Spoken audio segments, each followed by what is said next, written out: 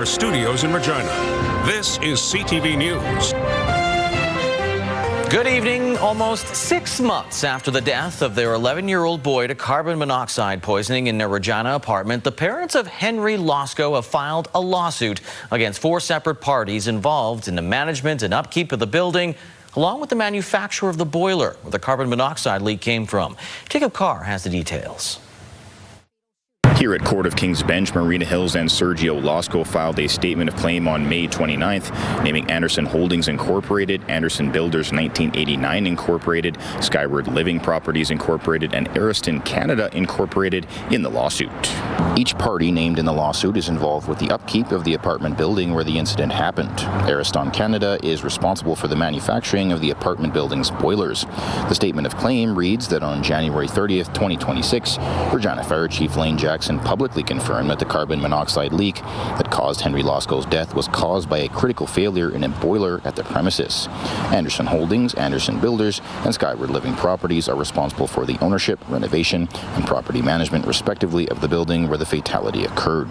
The claim also states that prior to Losco's death on December 19, 2025, multiple residents in the building complained to the defendants, including Skyward Living, regarding issues with carbon monoxide detectors in the building, going on to state that the defendants failed to investigate and correct the source of the carbon monoxide and take adequate action to protect the health and safety of the residents. According to the statement, as a result of the defendants' negligence, Losco's parents have suffered loss and damages in amounts to be proven at trial. A statement of defense has not yet been made by any of the parties named in the lawsuit in response to the claims. Jacob Carr, CTV News, Regina. The sentencing for a man who admitted to starting a massive wildfire last year has been delayed for a second time. 29-year-old Jason Halkett pleaded guilty to arson, admitting to setting the Ditch 2 wildfire last year. The flames burned more than 200,000 hectares of forest, threatening communities in the Larange area. Halkett's lawyer said the court delay has to do with getting a Gladue report completed. It's a document that outlines an Indigenous offender's life circumstances and systemic factors to help inform an appropriate sentence. The rescheduled court date is August the 20th. At that time, the judge is expected to hear victim impact statements from property owners, firefighters to determine a sentence. The offense carries a maximum sentence of 14 years in prison. A Saskatchewan woman found guilty of starving to death a young girl in her care and abusing the child's sister has been granted day parole. Convicted in 2016 of second-degree murder and criminal negligence causing bodily harm, Tammy Gopher, has sentenced to life in prison with no chance of parole for 17 years. Now, in a written decision today by the Parole Board of Canada, she is now able to reside at a community residential facility for 6 months. The Parole Board adds Goforth is subject to a curfew and cannot have contact with children, saying she is at low risk of reoffending. No updates today from RCMP as the search for the suspect in the Pelican Narrows fatal shooting continues. As Jasmine Pelche reports, community leadership is doing all it can to curb violence in the northern village. On Monday, 28-year-old Kiana Custer from Pelican Narrows was killed in the community, and the RCMP continues to search for the suspect. Our community is is on high alert. We are doing all we can as leadership to get the resources into the community. This is the third homicide investigation started in the last month in a community that has fewer than 3,000 residents. Councillor Olivia Custer says the community is facing a threat from organized crime. And some children in the community as young as 6 years old have been caught up in networks operating in our community, and it will not be tolerated. Child and Family Services is engaged. Leaders have taken steps to get a handle on violence in the region coming from the outside, including implementing an ATV ban and applying for community safety funding through Public Safety Canada. At the time of the shooting, a security check stop was active at the community's only road entrance. The check stop, where security checks IDs and confiscates drugs and alcohol, is manned by a private security company hired by local council. The nation is working on a permit system to address trafficking and bootlegging by water, where our local fishermen can operate without these activities being misused as a cover-up to get alcohol into the community. Leadership continues to call for RCMP vacancies in the area to be filled. Since January 2024, RCMP officers have deployed to cover almost 900 relief shifts in Pelican Narrows. The RCMP says several officers will transfer to Pelican Narrows in the coming months, and in the fall, a new rotational model will see officers deployed from Saskatoon to the area. Peter Ballantyne, Cree Nation leadership will fly to Ottawa next week to speak with the Federal Minister of Indigenous Services. For now, there remains increased police presence in Pelican Narrows, with the community still on edge. Jasmine Pelche, CTV News, Prince Albert. 2 people are in hospital with serious injuries after a collision yesterday on Highway 10 southwest of Fort Capel. Around 2:50 in the afternoon, RCMP in Fort Capel received a report of a heavy-duty truck colliding with a car. The driver and a passenger in the car were taken to hospital by STARS and EMS. The driver of the heavy-duty truck reported no injuries. RCMP continued to investigate. The Complex Needs Shelter in Saskatoon has seen thousands of patients come through its doors since it opened in the summer of 2024. As Keenan Sorkon reports, while it's become an invaluable resource for police, some businesses say they are still seeing issues plaguing the area. It's been nearly 2 years since Saskatoon's Complex Needs Shelter opened, and Saskatoon police say the facility has become an essential tool for officers. It's been instrumental, really, in helping us work with individuals who are in the community who have complex needs, often addictions, concerns. As addictions concerns worsen amid a growing homeless population in Saskatoon, this 15-bed shelter is changing the way police respond. We used to bring individuals like that to our cells in our detention center, and it just isn't the right place for them. The province says since opening in August 2024, the Complex Needs facility has seen nearly 4,000 patients. In a statement, the province says the CNFs were designed to provide a medically supervised and secure place where police may bring individuals who are exhibiting behaviors that present a danger to themselves or others, adding it's a better alternative than police cells, and they are staffed with nurses and mental health and addiction support workers. Even those who were concerned about the shelter moving in say it's been a success. I think they're doing a great job keeping it like the way it is.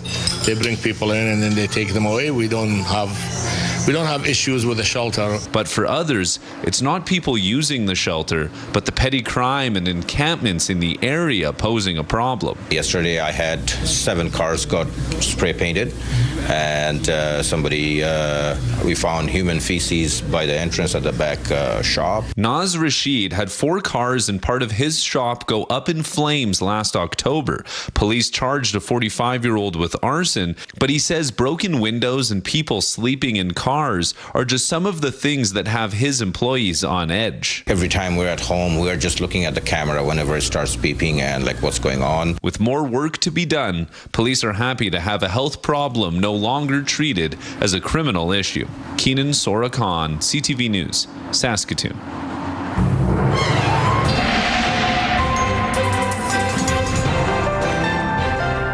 Sierra joins us now with our first look at weather. And not a bad day today, Sierra, but there is rain, unfortunately, in the forecast for the weekend.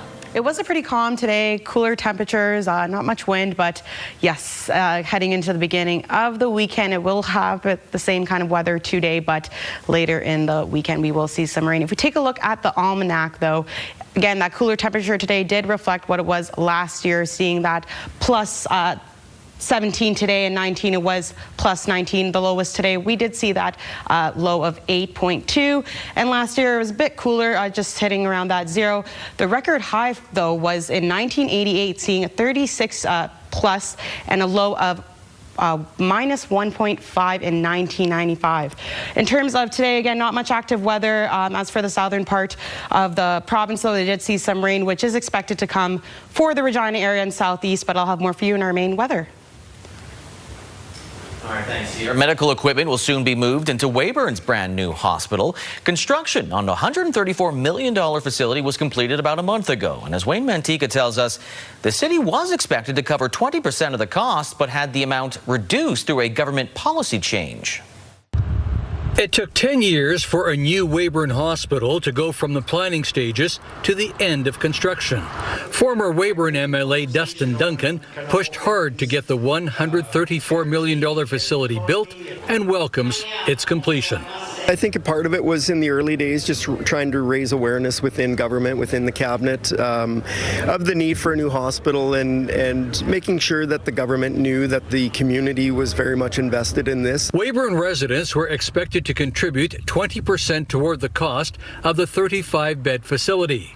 $6 million was raised through local taxes, the remainder through donations.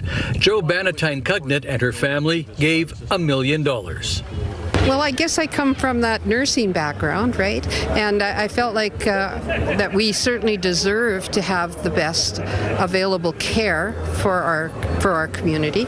And quite frankly, I like being involved in building things. This spring, Weyburn was still short of reaching a $30 million fundraising goal when the provincial government cut community contributions going forward from 20% to 10%. Weyburn is among the first communities to benefit from the new policy. That's a tremendous step in leadership from the province to reduce that community portion to what it is and make it manageable and achievable for communities in this province. Any extra funds raised will go toward additional equipment as the new Weyburn General Hospital opens this fall. Wayne Mantika, CTV News, Weyburn. Well, back in March, the federal government granted Saskatchewan producers an exemption for the use of strychnine to deal with an overpopulation of gophers in some areas of the province. However, farmers now say they're facing delays in deliveries, meaning it likely will be too late to control the rodents, at least for this growing season. Mick Favel has more. With cooler, wet conditions, the gopher population in Saskatchewan has decreased compared to last year, but the burrowing rodent continues to be a nuisance, causing crop damage. That's why producers are looking forward to having strychnine ready and available to address the situation. They are a problem, and it is a real economic impact. We're happy to get the recertification of strychnine on a limited basis, an emergency basis. Right now, producers in areas approved by the federal government are taking the strychnine stewardship training, something needed to get access to the pesticide. One RM leader feels access to all methods of solving the overpopulation of gophers is important. I would encourage the public, certainly the non-farming public, to recognize the value of having a toolbox full of tools and hope that there's a level of trust that they would place in producers. Walter feels Ontario shouldn't have targeted certain regions. Instead, they should have paused the ban on strychnine for everyone. The reality is that gophers do not respect boundaries on a map any more than any other animal does. And so the fact of the matter is that strychnine should be available to all producers in the province. It's expected strychnine will likely be available to producers in the next 2 months, but some fear the timing might be too late.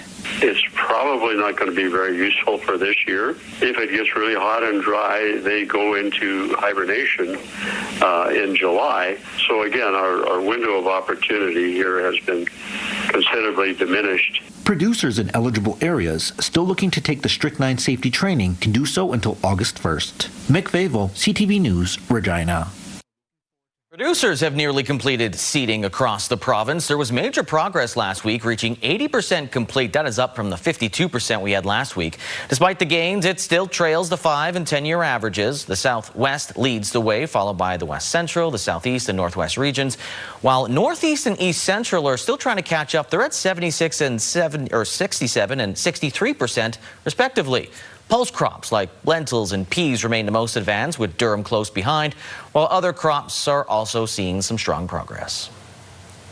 So the 28% increase is quite substantial, and that was really because of the hot, dry, windy conditions last week.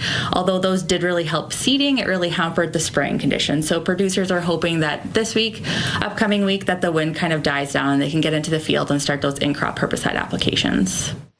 The hot and dry conditions did lead to some crop damage, along with damage by wind, flea beetles, worms, and, of course, gophers. Still ahead, provinces continue to send their own trade representatives to Washington, D.C. And Ottawa reveals its plan on how to manage artificial intelligence.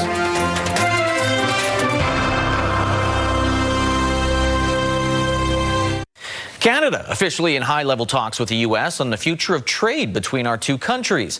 But federal officials aren't the only negotiators that have made their way to Washington. Several provinces have their own trade officials in the U.S. Capitol.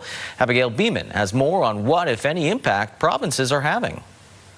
Quebec, Ontario, Manitoba, and Alberta all have offices here in Washington. 3 of those provinces are right here inside the Canadian Embassy. When half a dozen Manitobans met with U.S. officials to talk trade this week, it was a first in history. Manitoba produces about 8.5 million pigs every year. 3 million of those are exported live into the United States. Those exports are at risk if we don't have the protection of the trade agreement. They signal that even though the president signed the agreement 6 years ago, he's not attached to it. So there are some irritants that need to be worked out. Manitoba is the newest province at the embassy. Ontario and Alberta have had representatives here for 1 and 2+ decades. But in this trade war, the 4 provinces in D.C. meet bi-weekly around this table. Ontario's representative says it's been effective. We hope that helps our federal government on things like doing trade agreements, because so many of the things that are in the American interest really rely with the domain of the provinces. One of the things I do is like to show them oil sands. The reps spend a lot of time scene setting to Americans. Alberta's brings this oil sand sample to meetings. Nathan Cooper says the issue of Alberta separatism hasn't played a significant role in talks. On occasion, I'll hear from members of Congress, more so out of an interest of like what's actually happening there. But it very quickly moves on to the key issues that we all face together, which is largely energy and agriculture. Asked if some of Doug Ford's comments make his job harder on Capitol Hill, David Patterson says he's met with 150 Republican lawmakers and has not had a bad meeting yet. He's optimistic about a CUSMA deal, but not by July 1st. If the United States is willing to do it, I hope they are, because I think it's in their self-interest. And so let's get it done by Labor Day. Ontario's premier visits Washington next week. Alberta is focused on hosting U.S. lawmakers at the Calgary Stampede and beyond. Quebec didn't get back to us. Abigail Beeman, CTV News, Washington. Changes are coming for a key federal benefit program with millions of Canadians set to receive payments. Starting tomorrow, eligible people who receive a one-time GST HST credit top-up payment, the Canadian Groceries and Essentials benefit, will replace that credit beginning next month. However, eligibility rules, payment calculations, and the overall structure remain the same. Ottawa says quarterly payment amounts will increase by 25% for 5 years, providing more support to people with low incomes. Air Canada is trying to ease concerns about fuel shortages ahead of the busy summer travel season. The airline has sent an email to customers saying there is no fuel shortage affecting its operations, including across Europe. Air Canada says it does not anticipate any significant impact throughout the summer. Meanwhile, German airline group Lufthansa says most European airlines are confident there will now be no jet fuel shortage. The federal government has unveiled their plan for the future of artificial intelligence in our country. They're calling it AI for All, and it forecasts massive economic growth, business adoption, and even job creation. But it does leave many questions unanswered, namely around security. Mike Ligature breaks down the plan and has the early reaction. Artificial intelligence is becoming the norm in a growing number of products and places. It's why the federal government released its strategy to harness the technology while also placing safeguards around it. That's AI governed by Canadian values, AI that is accountable to Canadians, AI that serves all Canadians. The broad goals of the plan are to boost AI use in businesses from 12% today to 60% by the year 2034, to build a world-leading supercomputer in order to increase Canada's sovereign infrastructure in 5 years, and to give all Canadians access to free AI literacy training. Under our strategy, the government will introduce new legislation, regulations and standards to protect your data, your privacy, your children. So far, there are no timelines for those safeguards. Experts are also concerned about maintaining our digital sovereignty through Canadian-owned and managed data centers and clouds. And some say the government needs to think bigger than this current plan. 850 megawatts, right? That was the proposed scale by 2030 of the sovereign kind of infrastructure build they're looking at.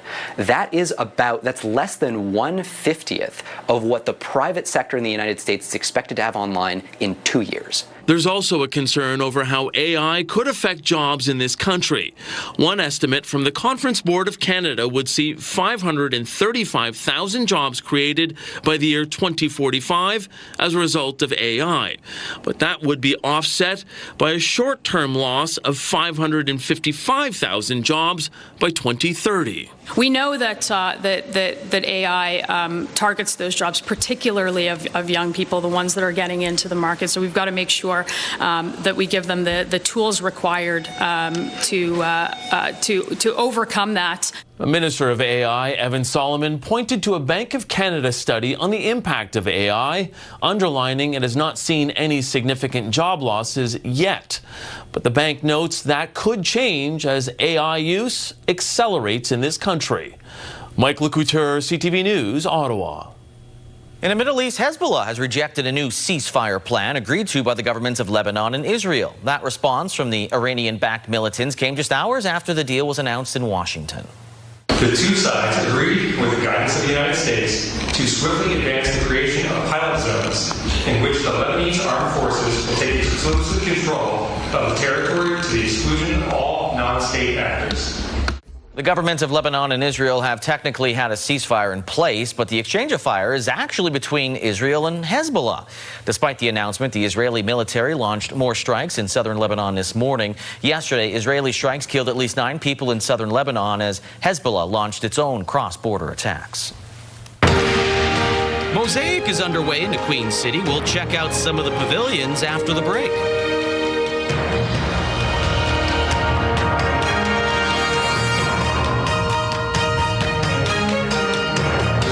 You don't have to tell me about the importance of sleep. Tomorrow, we are talking to a U of R researcher who has just completed a sleep study and how sleep impacts your health overall.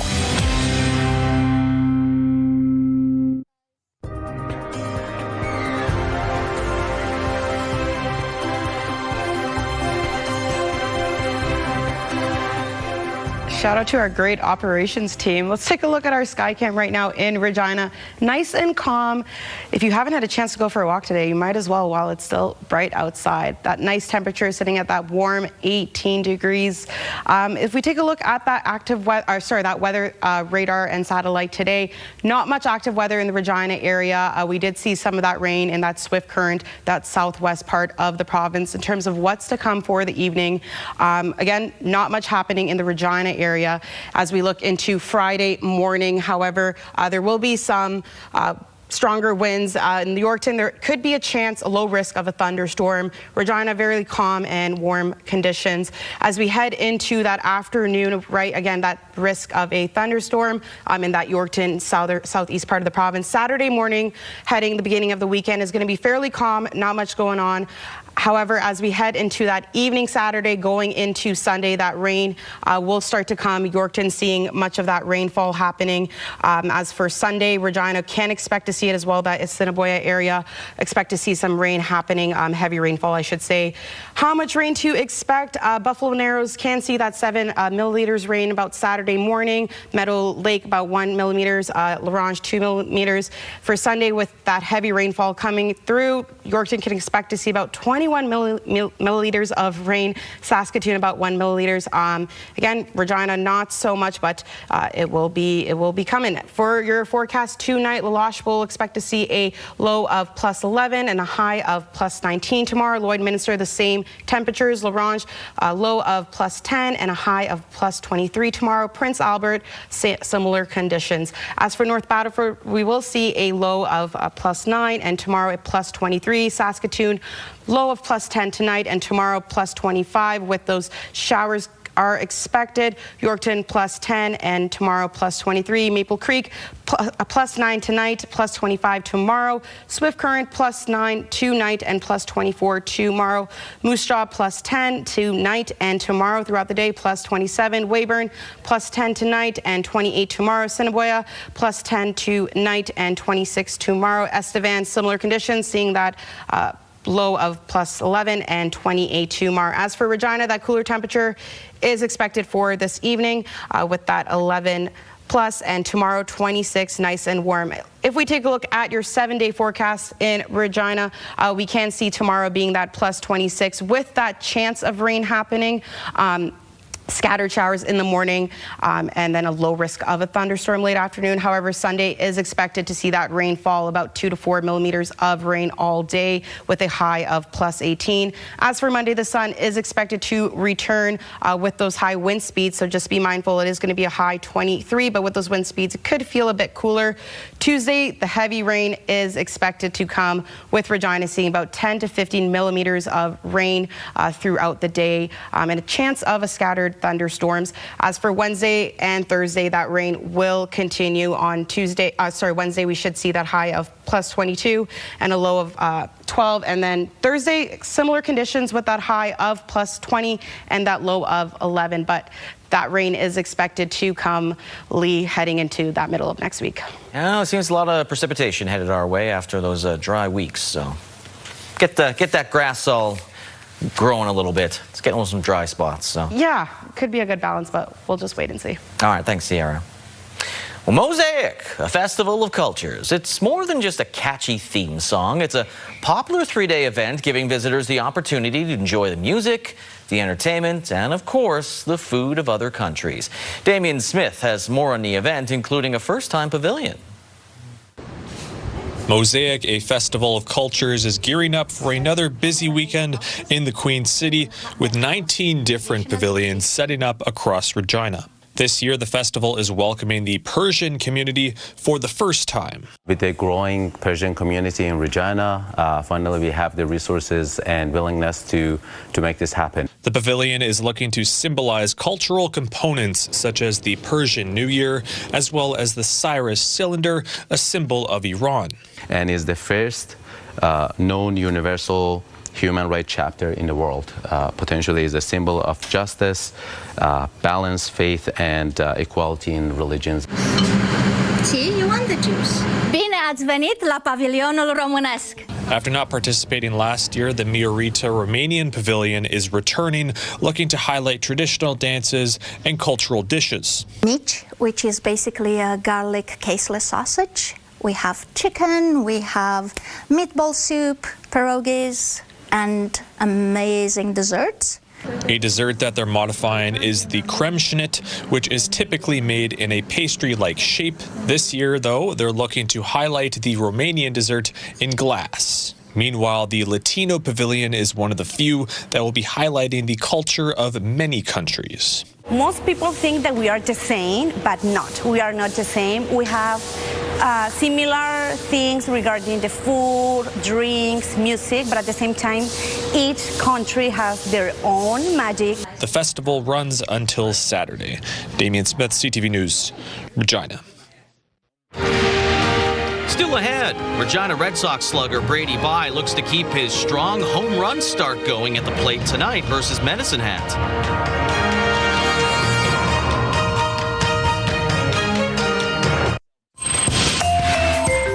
Here's what's happening in our community. Old Time Dance is happening on June 6th at 7:30 at the Hazel Dell Recreation Center. For details, call 306-547-4284. And Show and Shine will be happening on June 7th at 11 a.m. at the A&W on Albert Street and Avonhurst Drive in Regina. Call 306-537-0675. Submit your event to our community by visiting our website, ctvregina.ca, and click Community Calendar or scan the QR code on your screen. The Saskatchewan Roughriders have revealed how pregame festivities will work this season with the addition of tailgating.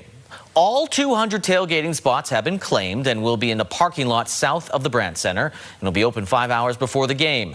Tailgating pass holders can bring their own food and beverages, while fans without a pass can still walk through the area and enjoy the atmosphere. 3 hours before the game, a beer gardens will open up beside the tailgating area, and in Confederation Park, a family-friendly event featuring live music, face painting, inflatables, games, and photo opportunities, which for the home opener will be with the Grey Cup. Plenty of tickets still available, by the way, for the home opener on June 13th. Western Canadian Baseball League, the Regina Red Sox look to bounce back in the win column tonight versus the Medicine Hat Mavericks. Now, the Red Sox have been led by third baseman Brady Bai, who has 4 home runs, 15 RBI in just 5 games.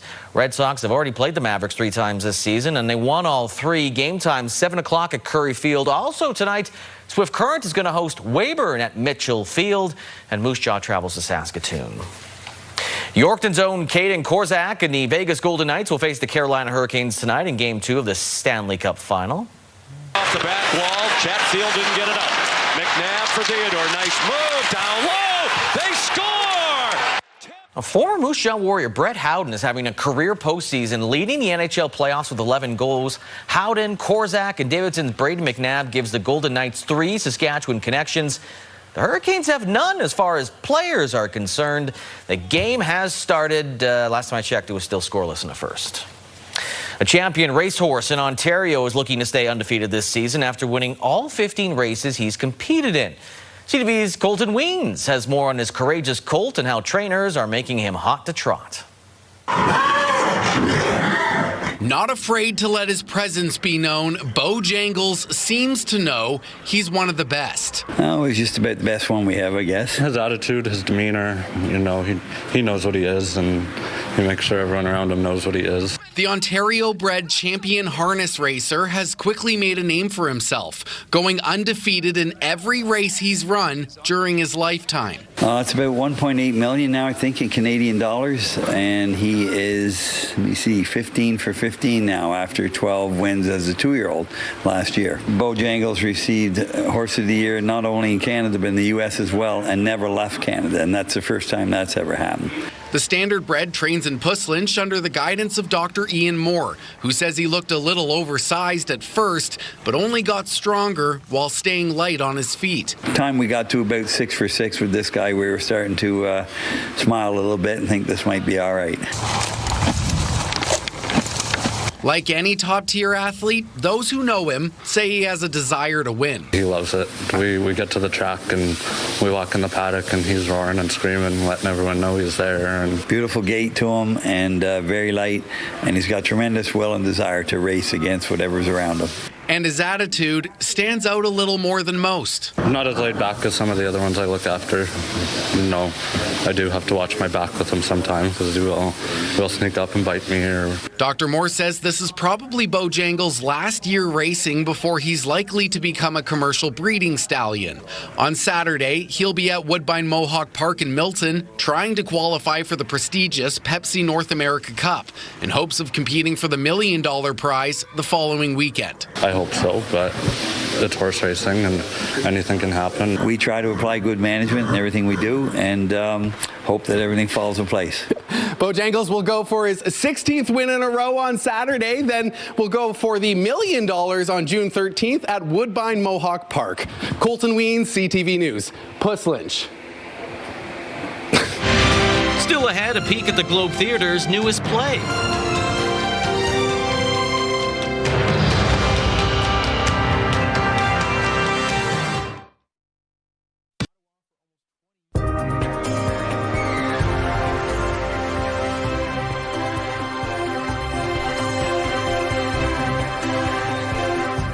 Welcome back. Thanks for watching the show. Let's take a look at your rural forecast for tomorrow. Nice and sunny in for much of the province. Meadow Lake seeing that high of plus 21 with the risk of those showers happening throughout the day. Lloydminster as well, high of plus 21. Spiritwood 22. Kindersley 24. Melfort will see plus 23. Hudson Bay 22. Wynyard plus 23. Watrous plus 25 with those chances of a chance of showers happening. Outlook plus 26. Let's take a look in terms of Rosetown plus 25, as well as Maple Creek plus 25, Leader plus 24, Cinnaboya plus 26, East End Cypress plus 23, Rockland 25, Lumsden plus 26, as well as Pilot Butte, Kenora plus 23, Broadview plus 24, Cornerac plus 27, Carlisle plus 25. In terms of Govan, we will see that nice, mainly sunny throughout the day, plus 26. Where internet speeds are up to 1 gig available from SaskTel. Throughout the day, again, we will see that nice high of plus 26, mainly sunny conditions. Wind speeds fairly calm in that 20 to 30 kilometer range.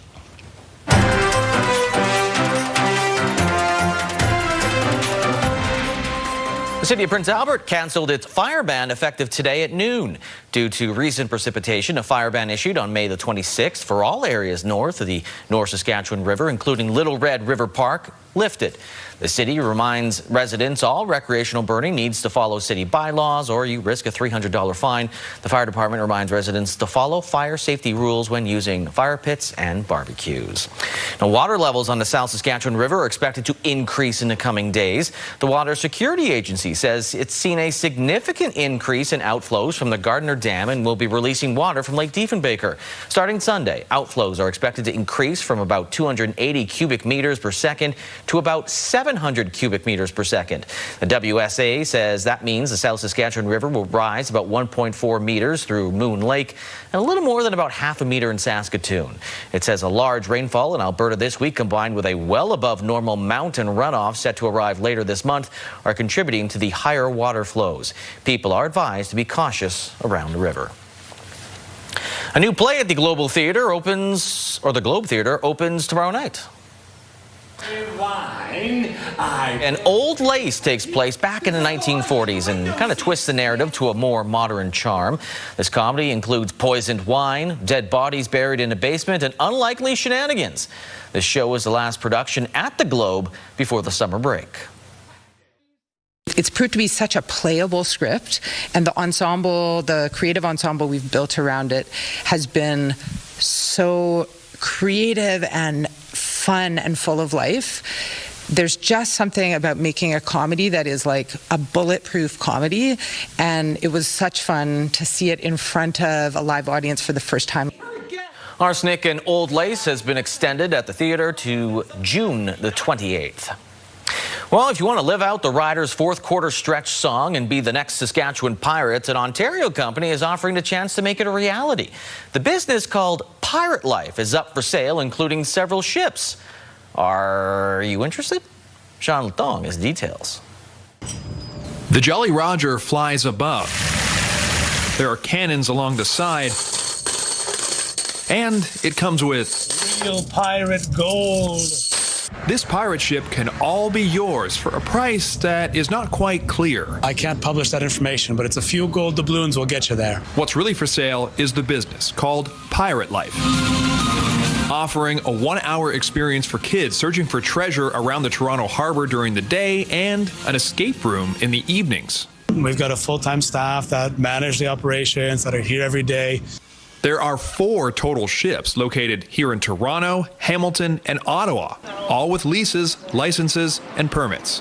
Welcome aboard the Grey Ghost, matey.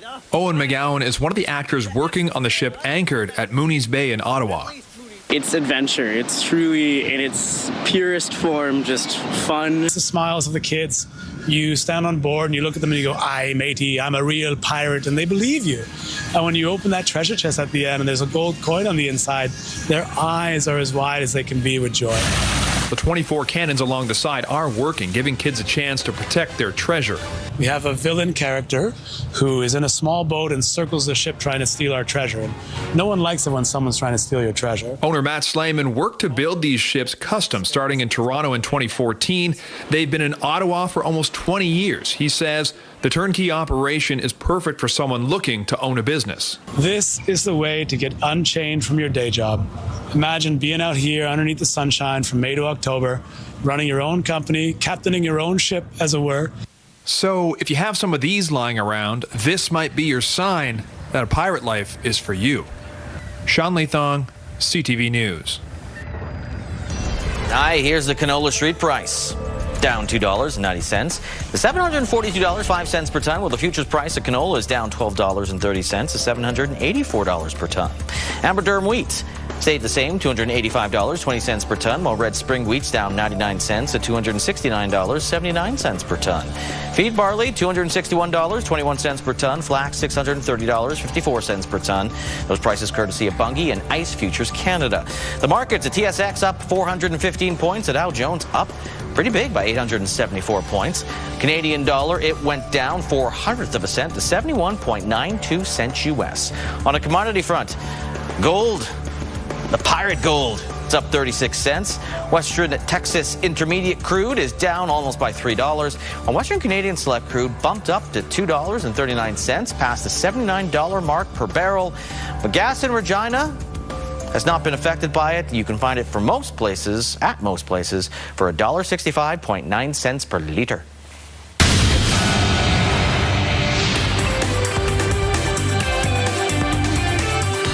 The Canadian company keeps its records in American dollars. It reported sales of $2.5 billion for its latest quarter. That's a 4% improvement over last year.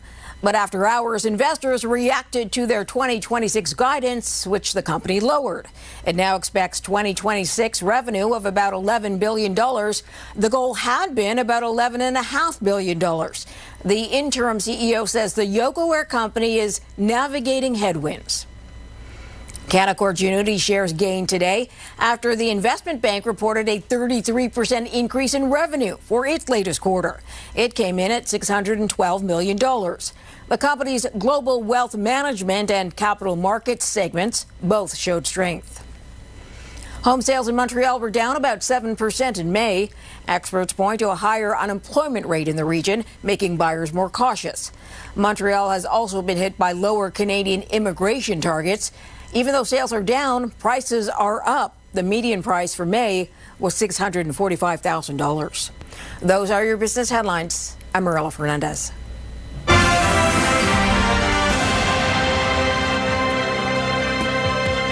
Tonight after the newscast, we've got a CTV movie, Guardians of the Galaxy, for 2.5 hours. Then Big Bang Theory back-to-back, and Children Ruin Everything. A good soundtrack in Guardians of the Galaxy.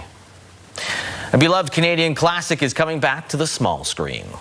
Every stop I make a new friend. Can't stay for long, just turn around and I'm gone again. Crave is working on what it's calling a live-action drama re-imaging The Littlest Hobo. Vancouver's Seth Rogen and his frequent writing partner, Evan Goldberg, are developing the new series. The original ran on CTV from 1979 to 1985, starring an incredibly intelligent German shepherd who wandered from town to town helping people in need. No word yet on casting details or potential release date. Crave is owned by Bell Media, which also owns CTV. The Littlest Hobo. It was quite popular in Canada. I'm going to have to watch it because I think that was a while ago. Yeah, I think. Can you get it on Crave? Have to see. You have to see. She's planning a wedding and taking time off from touring, but Taylor Swift is still making money. Don't need to be doing anything to make money when you're popular. According to Forbes, the singer-songwriter is now worth $2 billion. Forbes made that announcement today. Much of that wealth comes from her Epic Eras tour, which concluded in 2024, and her recent albums. Swift also re-recorded much of her older music, and those royalties are going straight to the singer. So, quite rich. And I'm sure that wedding's going to get a lot of interest, for sure. Are you a Swiftie, Lee? No. I am not either. But I do enjoy the NFL, and they've been tossed into the Swift tumbler with Travis Kelce and her, so kind of know a few things. I have to at least give some of the songs a listen, you know, to give it a try, but yeah. You haven't heard any of them? No. I will.